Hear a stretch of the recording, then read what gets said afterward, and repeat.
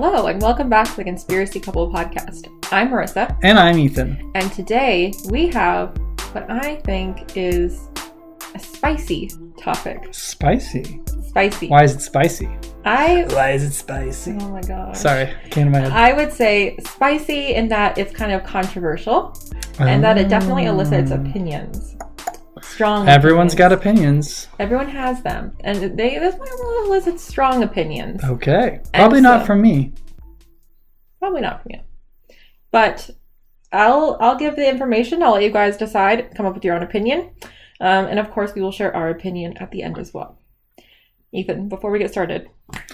On all platforms, go ahead and follow us at Conspiracy Couple Podcast. That is Instagram, TikTok, and YouTube. If you are not currently watching on YouTube, or you are watching on YouTube but you're not subscribed to our channel and you like what you see, go ahead and hit the subscribe button. Turn on those post notifications if you want. We post every 2 weeks, so you want to know when that new Conspiracy Couple Podcast drops. Leave a like on the video if you do enjoy, and comment letting us know your opinions at the end. And also let us know if there are any future topics you want us to cover, because we're always looking for more of those. Another place you can do that is in the reviews. Leave us a 5-star rating and review, letting us know what you think and letting us know what future ideas you have for us. Okay, thank you, Ethan. Short and sweet. Any updates? Nah. Oh, okay. So I'm going to start off this episode with a question. And that question is, do you ever think about what is in your drinking water? Yes, constantly I'm wondering, is it turning the frogs gay? It might be. It might be turning the freaking frogs gay.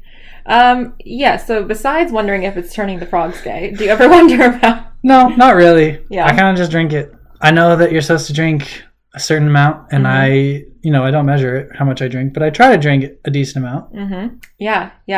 I think that most of my time thinking about and pondering water is when I'm talking to my patients and telling them telling them they need to drink more water. And so I think that there are a lot of questions of like, well, what kind of water is the best and that kind of thing. But most often the question is drinking water actually that important?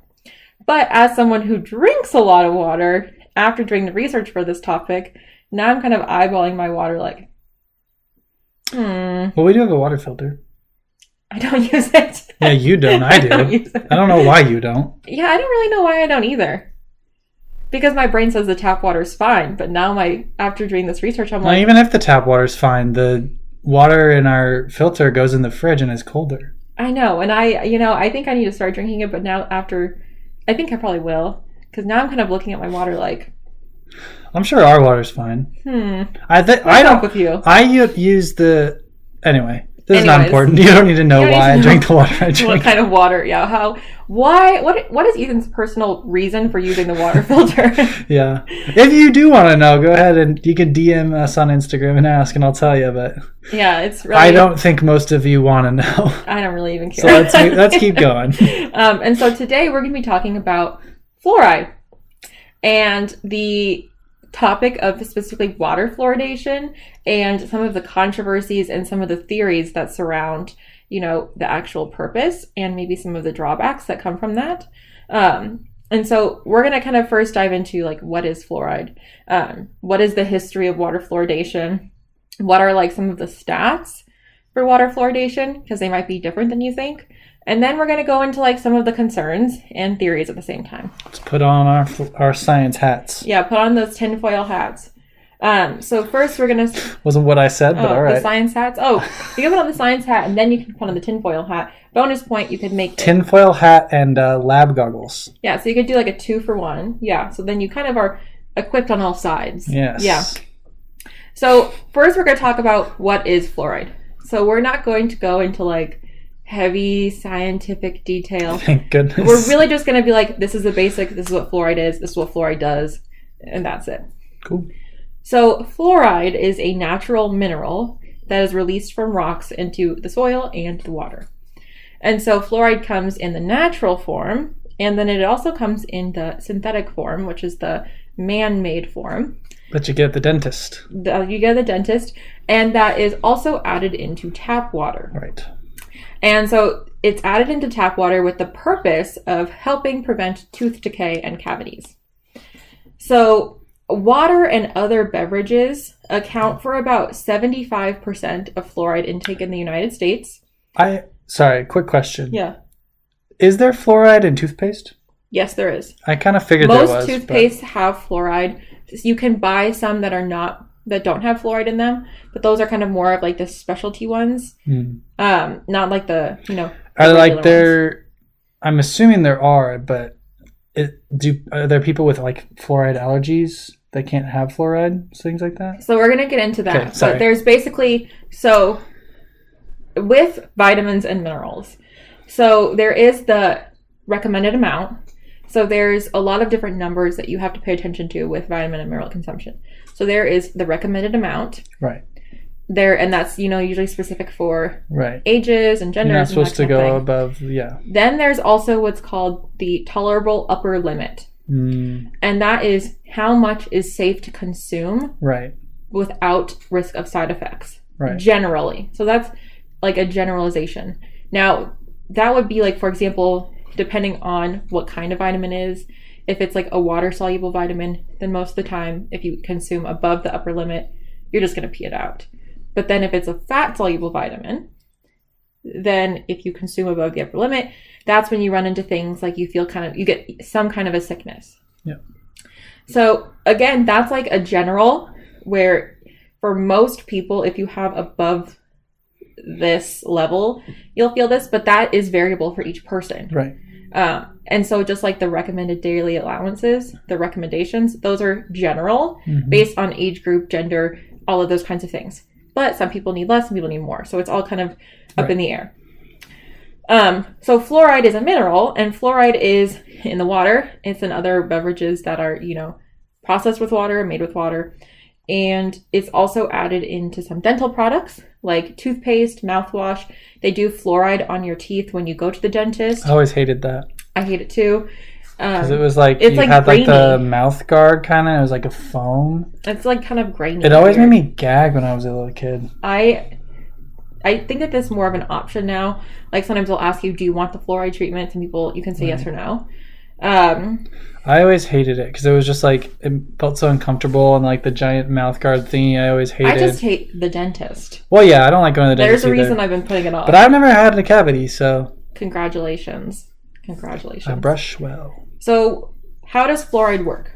So in essence, fluoride works by strengthening tooth enamel and remineralizing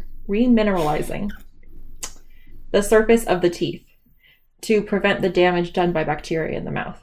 So when you get a cavity, it's because of bacteria that is building up on your teeth. And it can eat away at the surface enamel and therefore get into the teeth. Now, fluoride apparently works by rebuilding the enamel and remineralizing it so there's more of a barrier between the bacteria. So apparently the amount added to the water is only enough to make that water source reach the level that has been shown in studies to prevent tooth decay. And the current recommendation says to add 0.7 milligrams of fluoride per liter of water. So apparently it's only added to water in areas that are low in fluoride. So if you have naturally occurring fluoride in your water source, they wouldn't add it. That's the idea, yes. Okay. If the amount in the water naturally is equal to what the recommendations are for prevention of tooth decay, then they would say, okay, we don't need to add more. If it's like significantly above, would they like... No. They're not going to take it out, naturally occurring fluoride out. Okay.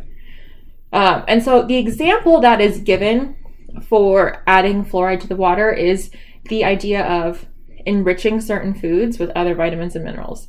So thinking of like things like iron or vitamin D. Vitamin D is something that a lot of people are deficient in, especially in America. And especially where we live, in Washington, there's a high rate of vitamin D deficiencies. And so a lot of foods like cereals and milk are fortified with vitamin D so that it's not a naturally occurring product in there, but it's in there now. And so there are 3 different types of fluoride that are typically added to the water. I'm not going to get into those because they're very long chemical names. Fine. But they're all synthetically made fluorides. And the levels of fluoride, the processes of adding the fluoride, they're all regulated by a number of different government and environmental agencies. So, history of fluoridation in the water. So the CDC, which is the Center for Disease Control, describes fluoridating the water to be one of the top 10 most important public health advances in the 20th century. So that's pretty major. So let's talk a little bit about how we got to where we are today. So we go back to 1901.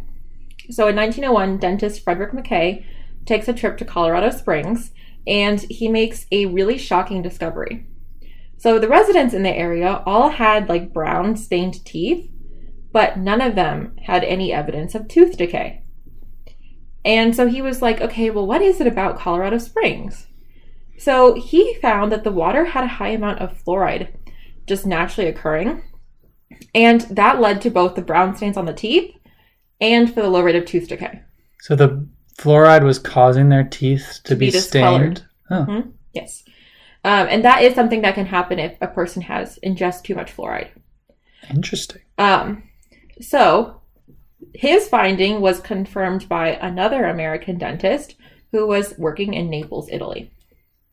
So the U.S. hired a dentist to research this further, and they determined areas with high levels of fluoride naturally in the area had lower levels of tooth decay in the population. And they also determined that there were no obvious health risks related to natural fluoride levels in the water. So, in 1944, the Michigan Department of Health votes to begin adding fluoride to the water. So the problem is, there were no conclusive tests to confirm that it would be useful in preventing tooth decay.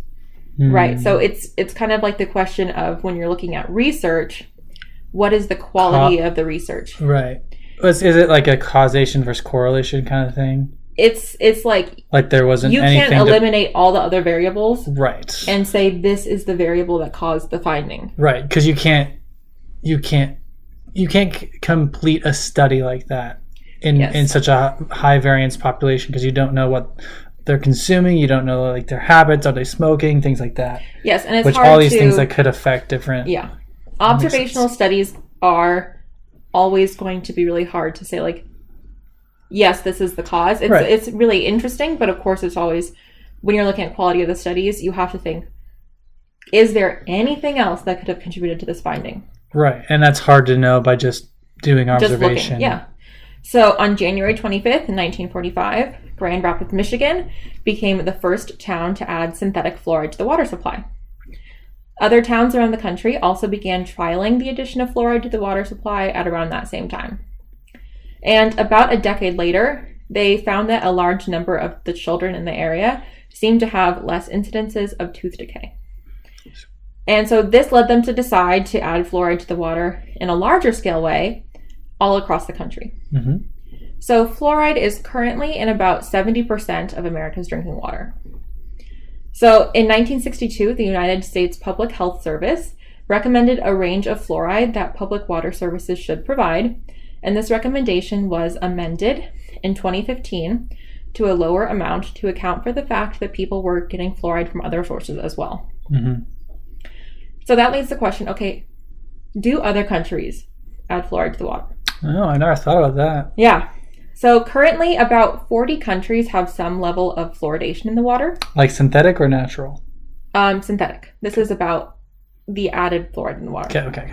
So America has about 64% of the population covered by artificial fluoridation.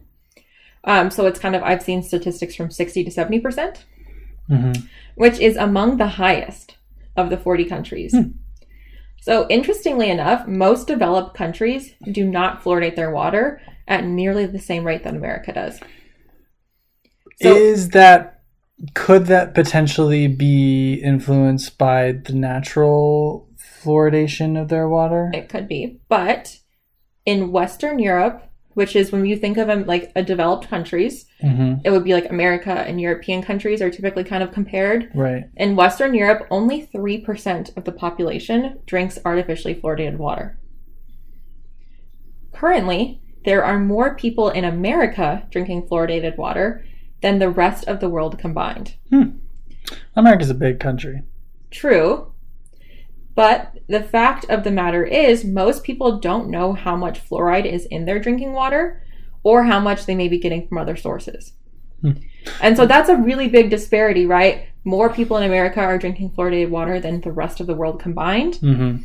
So then this leads to the question, okay, well, is there a difference? Like, do people in America have less incidences of tooth decay than people in Western Europe?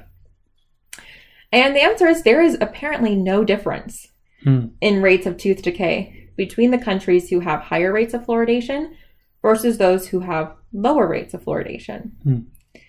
And so that begs the question, why does America fluoridate the water at such high rates when there's really no noticeable difference or improvement in the symptoms of tooth decay?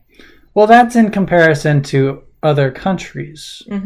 But we've already seen, at least in Michigan, some evidence of lowering rates of tooth decay when they added the fluoride to the water. So, I mean, you can, yes, compare it to other countries, but comparing it to, if you're just comparing it to yourself, it appears that at least in some scale we have seen some evidence. That's a really good point, yeah. Because that's the thing. I mean, we don't know what the natural fluoride rate is in the water of those other countries. Maybe it's higher than it is here. Maybe it's not. I mean, I think the thing is, like, it kind of goes back to what you were saying about, like, observational like experiments, or not experiments, but studies, like observational studies. You know, there's lots of differentiating factors. Like, the American diet is very different to the European diet. Like, there's lots of different things that could affect things like tooth decay. So I don't feel like you could say 100% like, oh, well, fluoride. Why are we adding fluoride when there's no difference? Because it's like, well, I mean, it's different countries, it's different environments, different factors involved in the study. I mean, there's no true way to do like a controlled study on this either. Right. That's a very good point, Ethan. Yeah, it's a very good point. Thank you. Your bachelor's of science is coming in handy there. I'm smart sometimes. You're smart sometimes. You know, we all are smart sometimes. Some more than others. Oh, thank you. Yeah, you. Oh, thank you. You're more smart than I am. Thank you. So now we get into some of the concerns. Okay. So there is the concern that too much fluoride can cause problems for your health. And so that kind of goes back to that upper limit that we talked about with vitamins and minerals. So when fluoride enters the body, it is absorbed into the blood, and it tends to accumulate in places that have high concentrations of calcium. And so that includes bones and teeth. Right. So some of the problems that can come from too much fluoride include bone and joint damage. Right. So essentially what happens is that over time, the bones lose their elasticity and can be hardened. They can become hardened. And you might think, okay, well, aren't bones already hard? Yes. But there's some level of elasticity to where you can move and you can have some form of, some degree of kind of like... The more rigid like something is, the more likely it is to break. Exactly. And so that increases the risk of fractures and the loss of joint mobility. Things like arthritis too, right? Yeah. So when we think of things like specifically like elderly people who are falling and they're fracturing their hips or they're getting injured, when people, as they age, fractures become much more concerning because there's this loss of calcium as people age. It's kind of leached from the bones, and that leads to more risk of fractures. And so that is one of the things associated with high intake of fluoride. So another problem is damage to the parathyroid gland and hyperparathyroidism, and that is excess secretion of the parathyroid hormone. So again, so the parathyroid gland is very involved in, the absorption of calcium and all of that kind of thing. Right. We all know this. Yes. So the parathyroid gland is one of the glands. There's obviously like the thyroid gland as well. And it works with calcium. So we were talking about it is accumulating in places that are storing calcium. So if there's damage to the parathyroid gland, which is excess secretion of the parathyroid hormone, then this causes less calcium in the bones and more calcium in the blood. which is, again, leading to the problem of fracture concerns. So fluoride has... It's, right? Yeah, I know all this. Yeah. You're not explaining to me, you're explaining to them. That's right. Yeah. So fluoride has also been considered a neurotoxin, with a study examining fluoride exposure before birth and the cognitive ability of children born with excess fluoride exposure.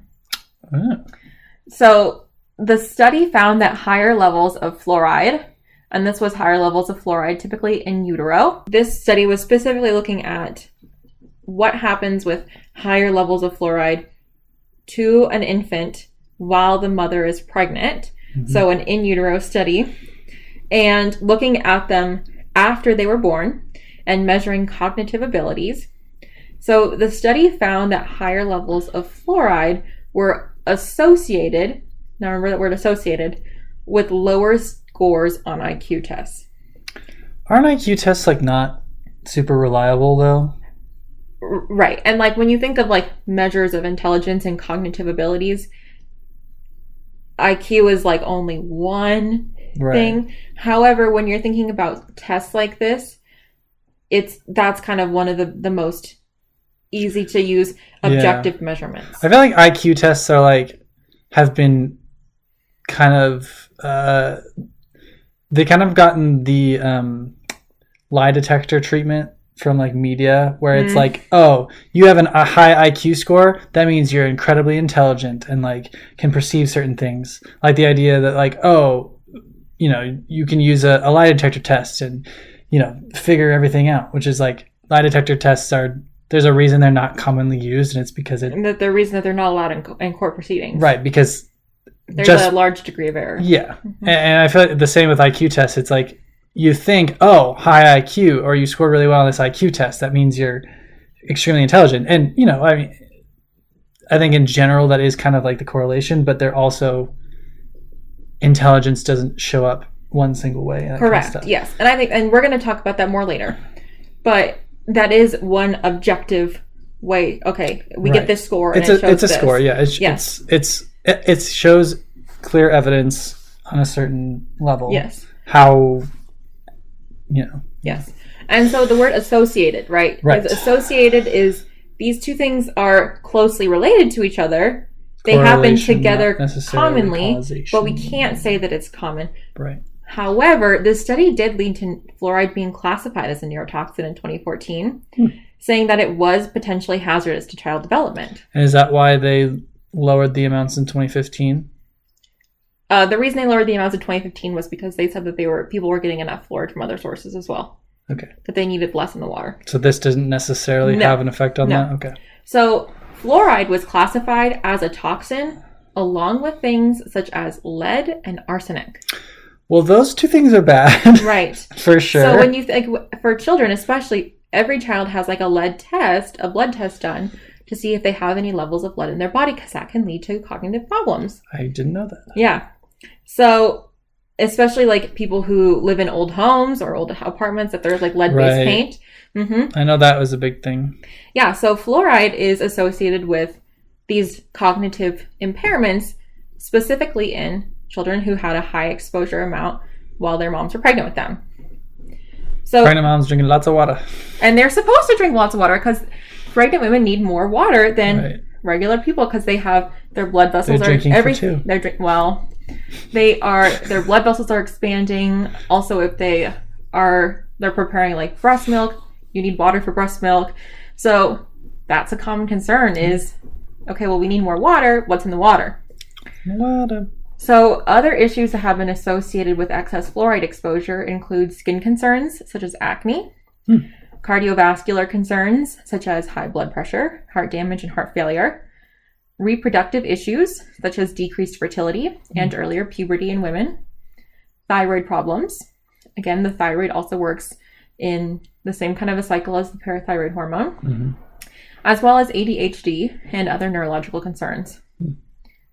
So apparently these issues are only associated with excess fluoride intake and are unlikely to happen with the amount of fluoride added to or found in the water. So this would be these mothers somehow are getting excess amounts of fluoride, Right. not just from, these mothers were drinking water with fluoride in it and these mothers weren't.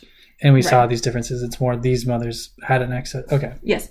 Which but again, the question is, does everyone doesn't have the same needs? It's true. And so it's hard to say every single person across the board, this is how much fluoride they need. Right. Whereas that's not always the case. Right. And studies that have been published by many of the largest worldwide health organizations and publications have said that water fluoridation is generally safe with no reported side effects or health concerns. Now, I love that phrase, generally safe. Well, everything's generally safe. Like, this is generally safe. I'm like, there's something about that makes me anxious. But the thing is that everything is generally safe. Mm-hmm.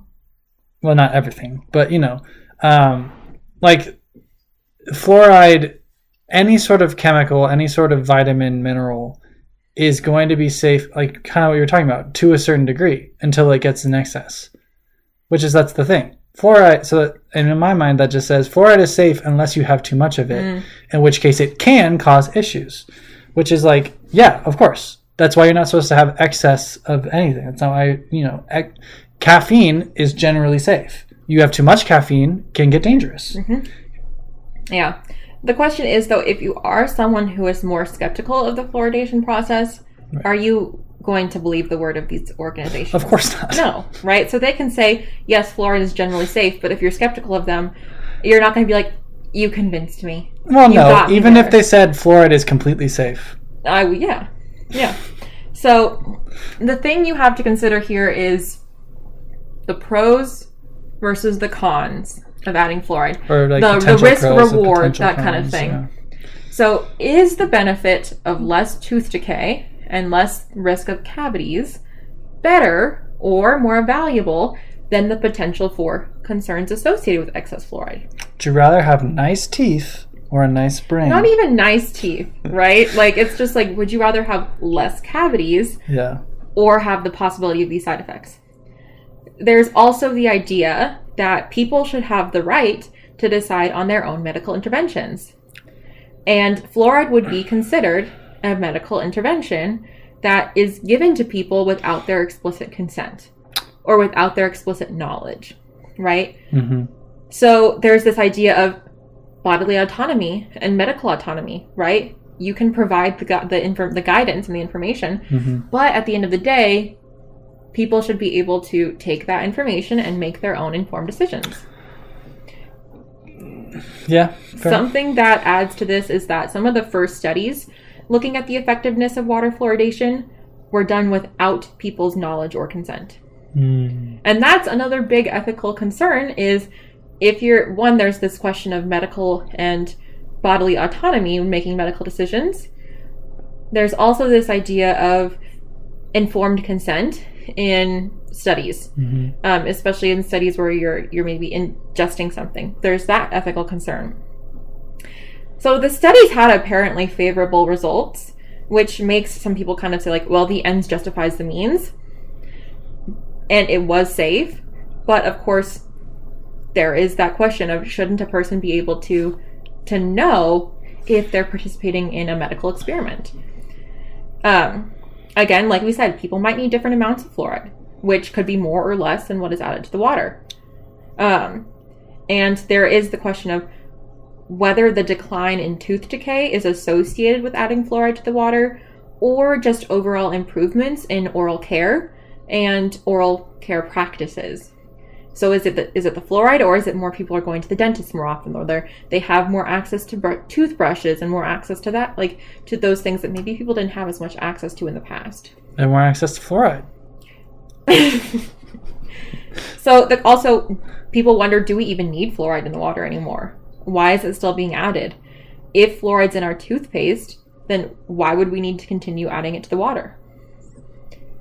And the fluoride added to the drinking water is a synthetic variation of the naturally occurring version, which means it might not have the same qualities and the same safety and efficacy as the natural fluoride. There's also mixed research on the effectiveness of fluoride in the water, raising the question of why it's so widely considered to be beneficial. So some studies actually also question whether fluoride may be harmful or damaging to the teeth. We talked about like those people in Colorado Springs who had brown teeth. Yeah. Too much fluoride can cause tooth damage. Right? And so the question of, is it actually going to be more harmful to the teeth? And is this going to lead to increased tooth rot? Interestingly, the CDC actually recommends against using fluoridated water for mixing baby formula because of this.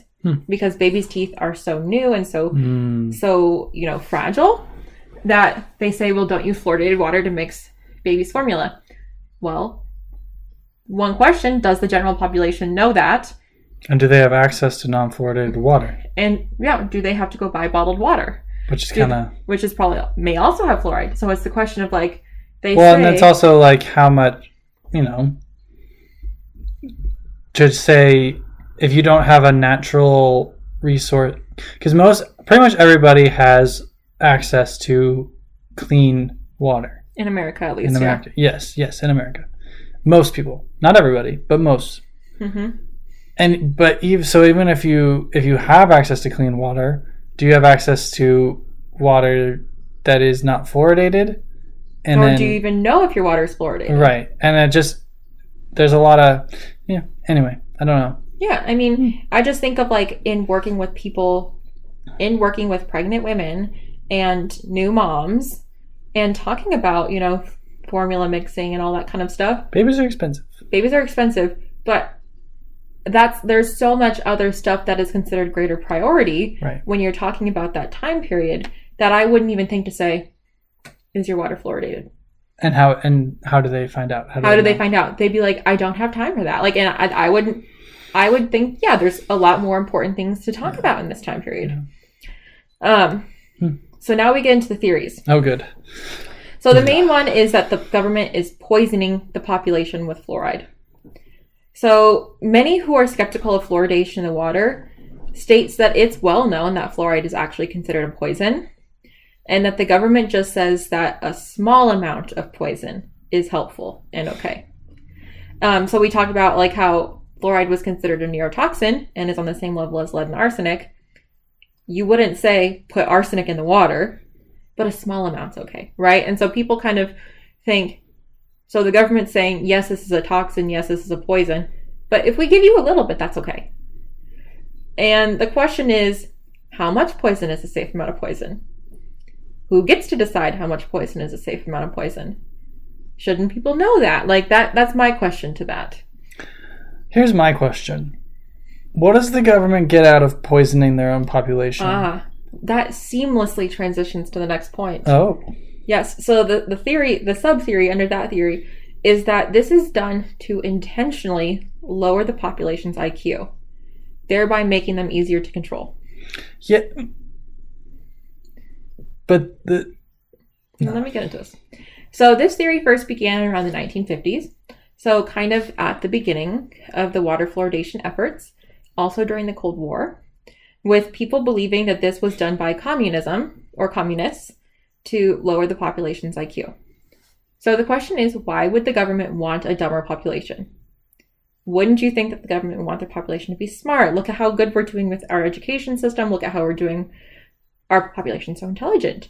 So why would the government want a dumber, in quotation marks, or less intelligent population? Because a population that has less capacity for critical thinking and less capacity for analysis and analyzing what information is being fed to them is more likely to do what the government says without asking any questions or raising any resistance. So if a population is less able to think critically about information that their experts are giving to them, they're more likely to go along with what the government says. Are they? I see you're making... I think they are. I think that they are. I think that... Just because... I mean... Here's the thing. And I think... Here's the thing. What's the thing? I think you may agree with me, and I think most people will agree with me. Just because somebody is not as smart doesn't mean they're easier to control. I think it depends. But again, exactly, it depends. How many times have we had conversations Has you, the listener, you, Marissa, myself, have you had a conversation with somebody who clearly didn't know what they were talking about and you did? And every day. And were you able to control their thinking? No. I mean, there's definitely been times. How many times have I come home from work and I've said, I spent 30 minutes laying out. This is my point. Just because the population doesn't know something or isn't, quote unquote, just because somebody isn't capable of understanding something doesn't mean they're going to go along with what you're saying. I think that's a really fair point. Because you can know more than somebody about a certain topic, but they, depending on their personality, and it kind of is depending on their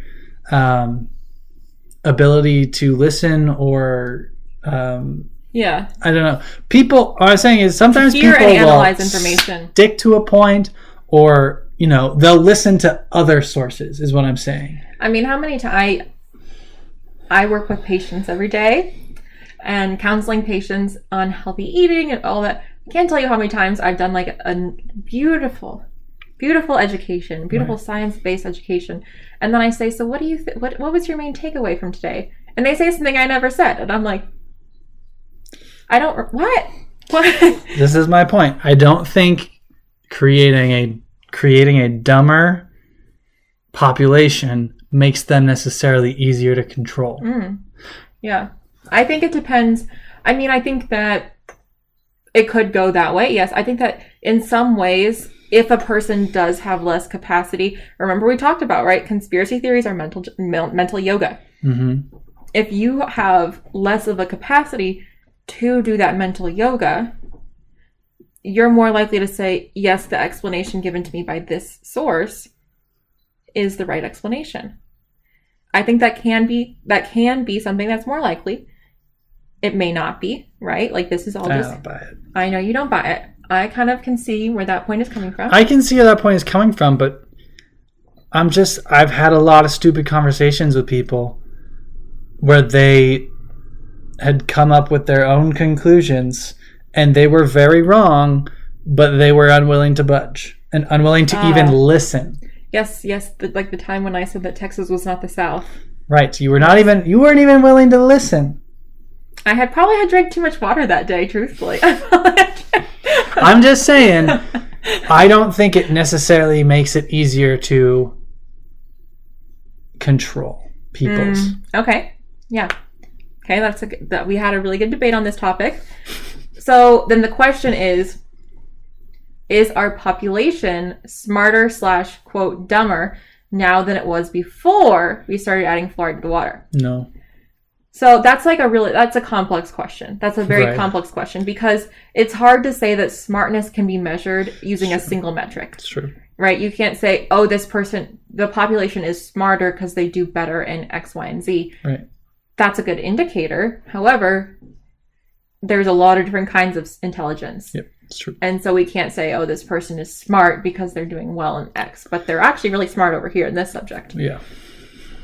However, we can objectively say that when we look at the academic performance of children in the public school system, and this is just because that's where they get the metrics from, in recent years, many students are not up to grade level with things such as reading or math competency or critical thinking.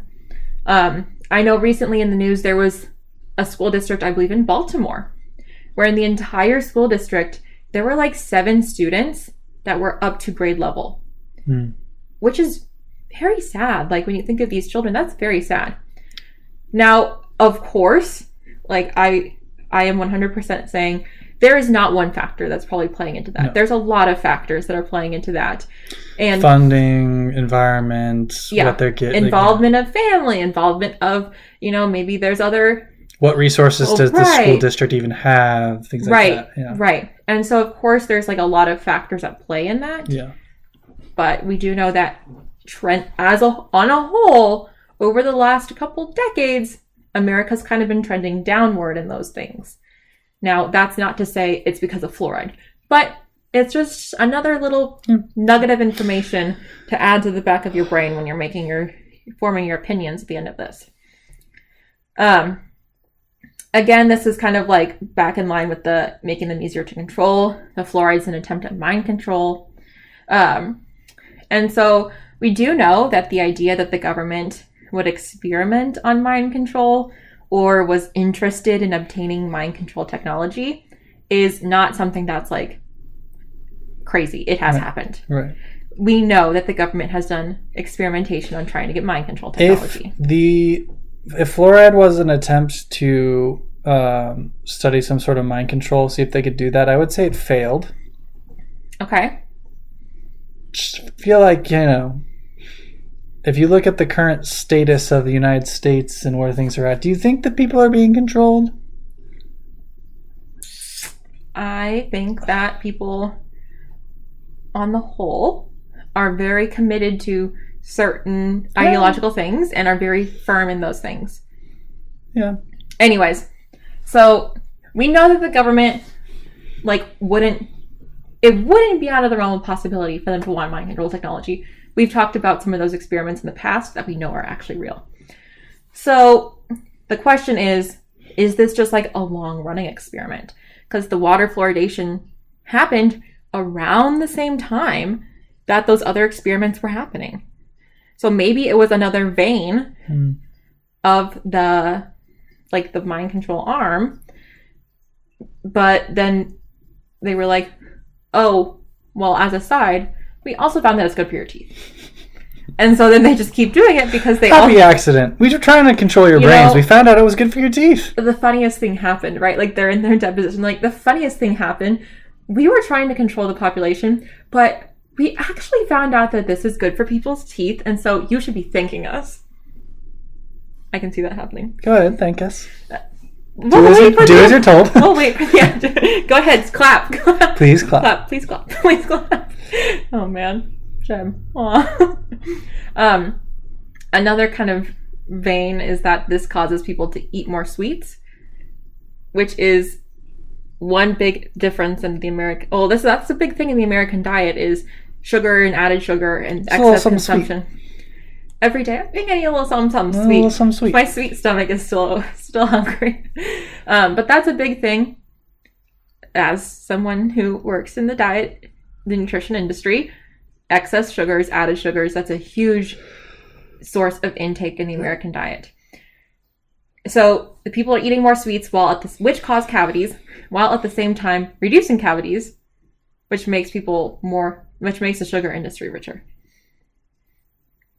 Do you remember when they used to have lollipops at the dentist? When you would leave your cleaning and you'd go get a lollipop. I remember getting like stickers and things like that. They changed it to stickers, I think, when I was like 8, and I was really disappointed because I really liked getting the Dum-Dums. Well, you weren't allowed to eat for like a half an hour after or something. Now you can eat immediately. But yeah, they give you the lollipop. All right, go ahead and ruin everything I just did. I'm so glad we spent so much time together today. Enjoy your lollipop. Hopefully, I'll be back soon. Yeah, then I think they switched from lollipops to toys, and then to stickers. And by that point, I was like, I don't need a sticker. I want a lollipop, a butterscotch. They have good toys. I want a butterscotch Dum-Dum. Those are really good. Again, another theory is that fluoride is causing diseases. So intentionally causing diseases such as Alzheimer's, cancer, and anemia on purpose so that Big Pharma can come in and profit off of selling treatment for these diseases. So the Big Pharma conspiracy theory is massive. Yeah. And it definitely is overarching for a lot of theories. But basically, it asserts that the pharmaceutical companies have much more control than is commonly believed, and that they create the diseases to then profit off of them by selling the treatment. Right. So they make the problem and then they sell you the solution. It's the idea, kind of along the idea, this is like kind of a separate theory, I would say. But it's like the idea that there is a cure, if there was a cure for cancer, or there is a cure for cancer, but they're not sharing it because they know they can make more money by... That is a theory that there is a cure for cancer. Yeah. And just knowing how corrupt certain people can become and how evil people can become. And just like we talked about in church today, the love of money is the root of evil. Greed can become your master. Greed causes people to do some terrible things. Then I don't think that that's out of the realm of possibility. It's not out of the realm of possibility, but it just is one of those things that would require a lot to cover up. And we've discussed this many times. The more cover up involved, the more you would think that there would be some whistleblowers and things like that. Because it's like, this would imply that everybody in the government is in bed with Big Pharma. Everybody in Big Pharma. The government is getting money from Big Pharma. No, what I'm saying is this would require everybody involved across these vast things to all be on the same page. Nobody's willing to do anything about it. It's just one of those things that it would require so much to keep quiet. Yeah. That in my mind, I'm like, I just don't see that. I don't see that happening. Right. So essentially the theory is the government is creating the problem, making the population sicker so that they can sell more meds and make more money. Right. Which I do kind of buy that theory, but that's just because I see how stupid expensive like certain medical things are. I don't necessarily fully agree with that. I do think, however, there is some precedent in the medical industry where especially, obviously we're talking about America because this is, centered on there. Yeah. Making money has become more of a priority than getting people better in a lot of cases. And that's unfortunate. And, Yep.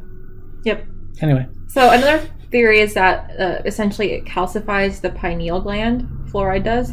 So the pineal gland, another gland. We talked about the parathyroid hormone and the thyroid hormone. So apparently, like I said, fluoride can accumulate. Go ahead. Okay. So what are you doing? Stop. Stop it, you're bothering me. So fluoride accumulates in the body, as we said. It accumulates where there are places that are high levels of calcium. So 50 to 60% of what is ingested stays in the body and builds up over time. Now, it is apparently primarily stored in the pineal gland and can calcify this gland. So the pineal gland helps control sleep and reproduction and is located in the brain, and it specifically controls the hormone melatonin.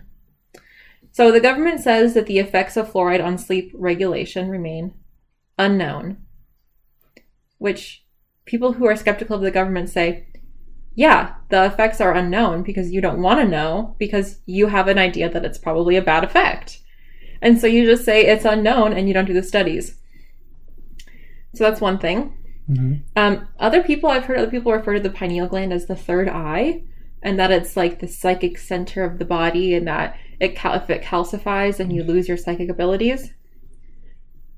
That one I'm not too sure about. Wouldn't that mean we're born with psychic abilities? Correct. I was not. Yeah. Too bad. I'm sorry, Ethan. I think I was. No, I was kidding. Also, a lot of people point to the fact that there is a safety label on toothpaste that contain fluoride. So if a toothpaste contains fluoride, I brush my teeth and then I There's a safety label on everything. Okay, well, let me get into it. So I brush my teeth, right? Okay, when you brush your teeth, you brush and then you spit out the toothpaste. So basically the safety label says, they're coming for us. I think it's an ambulance. I know we're talking about fluoride. The ambulance does? The ambulance, how do you differentiate between the sounds? It's a different sound. Oh, a fire truck is more like, ha. Anyways, let me get back into it. So there is a safety label on the toothpaste that says, don't swallow this toothpaste. And that if you do swallow this toothpaste, you need to call the poison control. So the amount of fluoride that would be in the toothpaste you would put on your toothbrush is so small, right? So they say put a pea-sized amount of toothpaste on your toothbrush, which is pretty small. Now, fun fact about me, little Marissa. When I was a kid, I thought they meant the letter P. And I was like, how? But the letter P can be any size. You can write it any size. So I didn't. I was really confused. And then my mom was like, no, like a P. Like, were you trying to write a P on No, it? I wasn't, but I was just visually in my head thinking about, like, what size is a P? The letter P could be any size. I could write it bigger one day or the next day. And then I just watched how much my mom put on and was like, okay, that's how much you put on. But she was like, no, like a pea, like a vegetable, a pea. And I was like, that should have been the most obvious. Little Marissa was always overthinking. So was big Marissa. One thing about Marissa consistently that I will do is I will consistently overthink. Oh, that's funny. So you have to put the size of a pea, the vegetable, not the letter, on your toothpaste. And that would have like a tiny amount of fluoride. So why is it that if you swallow it, you're supposed to call poison control? If it's completely safe, generally safe, right? Why can you not just like swallow toothpaste? Why can you not just eat toothpaste? You know, my grandfather, this is another funny story about fluoride and toothpaste. So my grandfather, he was at the Walmart one time and he was buying dog food at the Walmart, and in one of the aisles he saw this woman open up a container of toothpaste and just eat it. She just like squirted it into her mouth and ate it in the Walmart, and he never went back to Walmart is a lawless land. Yeah. No, there are no rules at Walmart.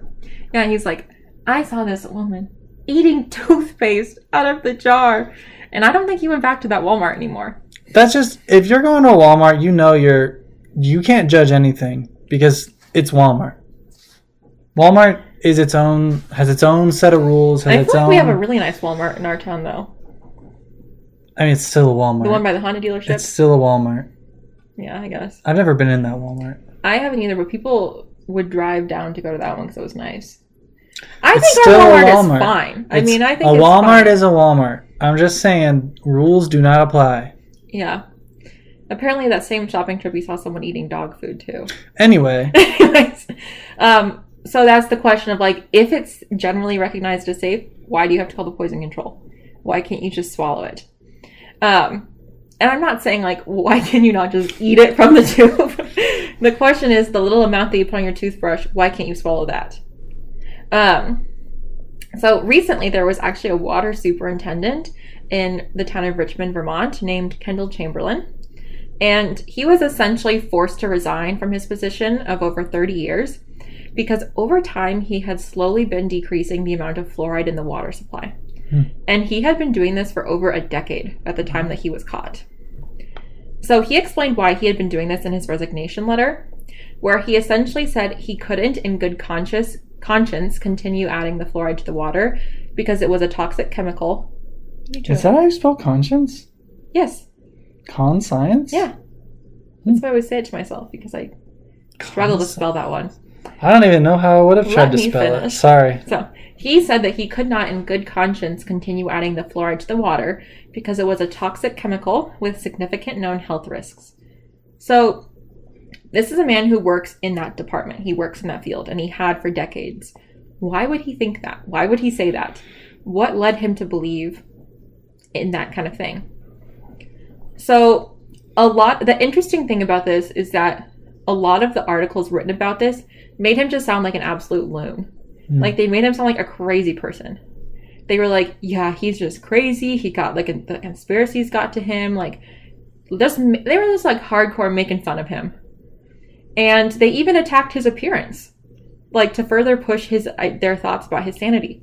They said he looked like a crazy old wizard. I saw the picture, I was like, he just looks like a normal, elderly gentleman with a beard. Not even that crazy of a beard. He looks like a reasonably appeared, like, he looks fine. But in the articles, like, this guy, he was obviously working in the field for a long time. He had been doing it for 20 years, and then something switched. Why would that switch? And why is it that in all the articles, he's crazy? Like, he's a loon.